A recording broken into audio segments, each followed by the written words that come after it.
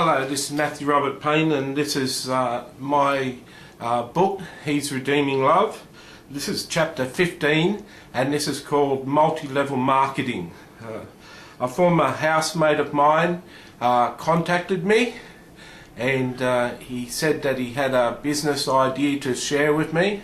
I wondered at the time what sort of business would someone show me, and I was a little suspicious. And anyway, I went and saw the business plan. He showed it to me, and I was quite impressed. I was sure that I could make some money doing this thing.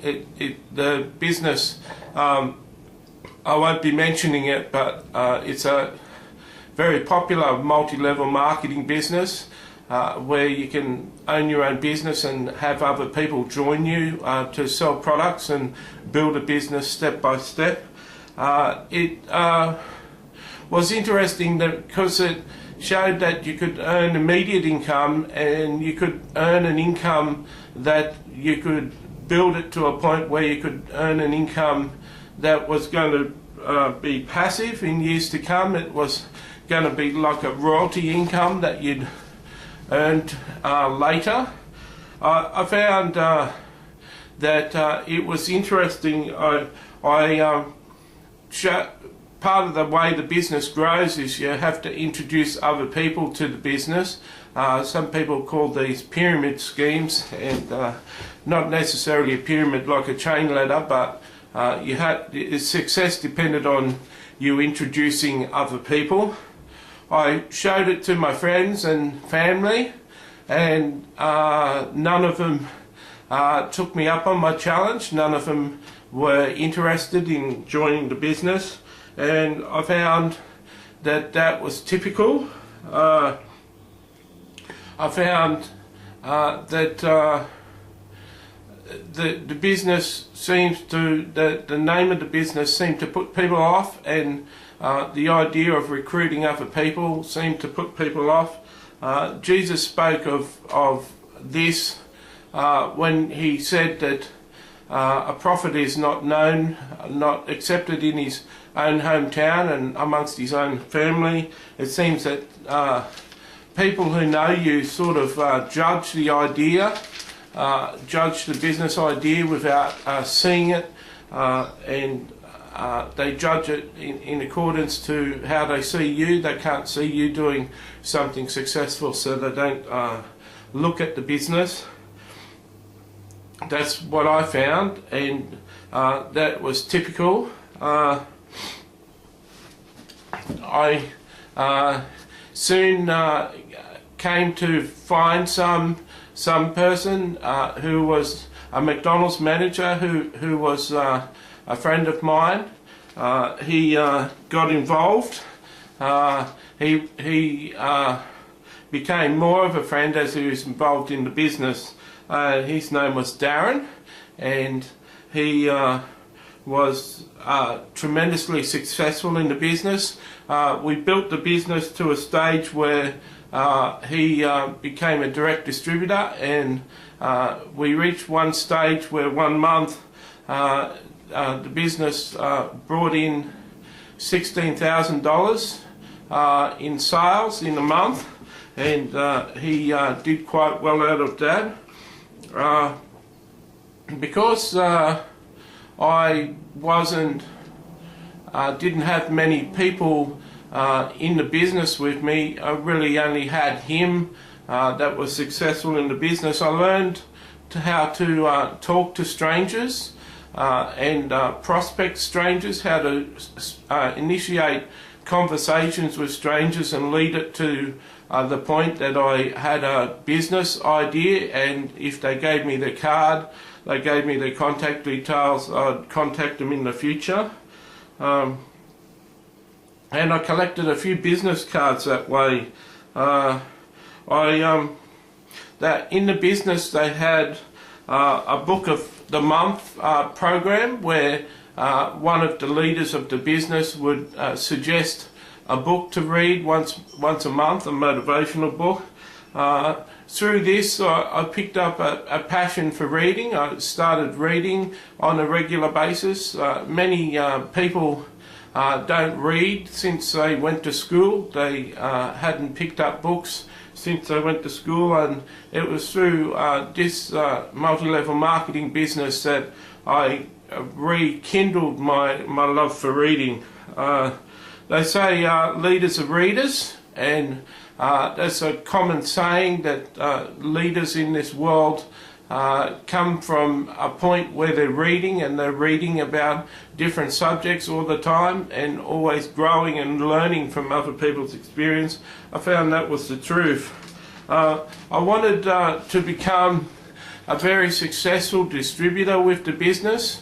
It was called a diamond distributor, and that was a person who had 6 people doing about $15,000 a month in sales, and this was a position where you had 6 forms of the royalty income coming in, and in those days, back in the 90s, the income, or back in the late 80s, the income was over $150,000 a year that you could be earning as a passive income, and I look forward to building my business to that stage.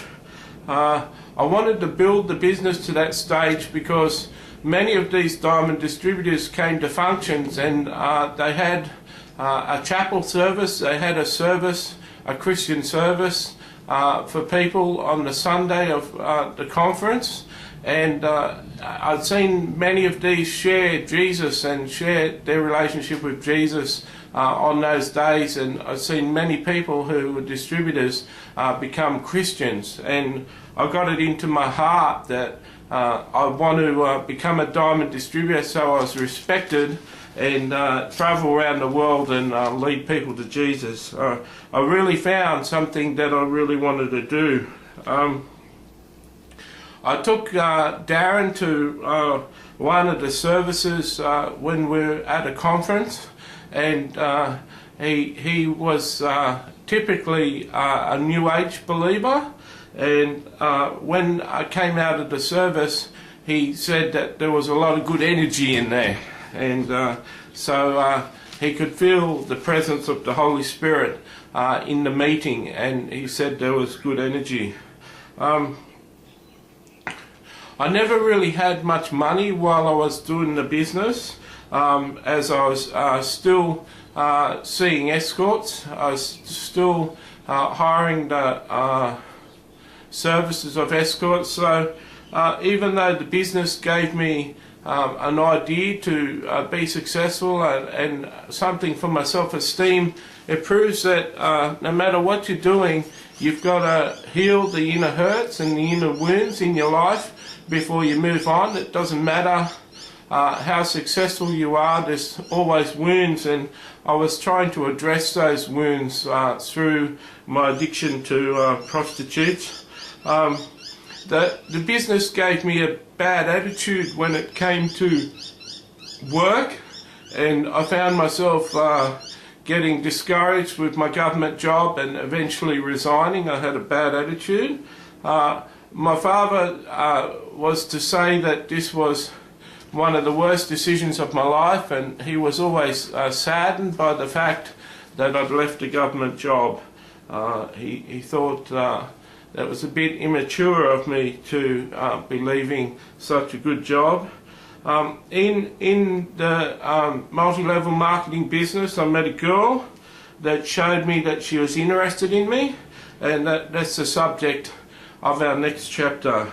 I was told by Jesus that he wanted me to quit the business eventually, and I listened to him, and so I considered next time you had to sign up for a year in the business, I was considering letting the membership of my membership pass by.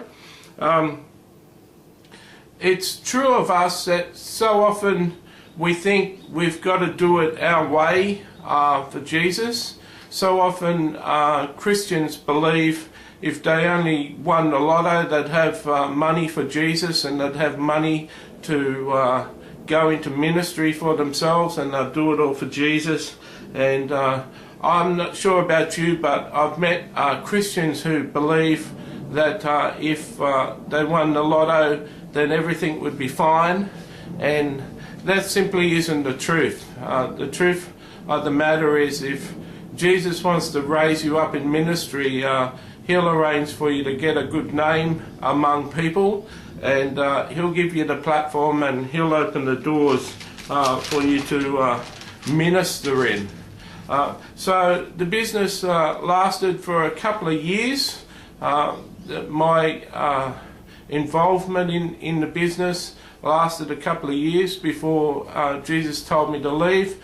I didn't leave the business because I wasn't successful, but I found later that my successful people had left too. The person that sponsored me left the business, and the person that sponsored him left the business also.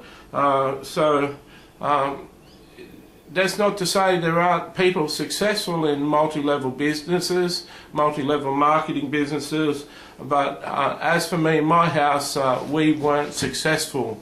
And at one time, we did do turnovers that seemed successful, but in the end, and it's the end that matters, we weren't successful. I'm glad that I obeyed Jesus now. With my articles and my videos, I'm reaching a little bit of an audience, and I'm happy with where I am now, and God is happy that I obeyed him back then when it came to the business. God bless.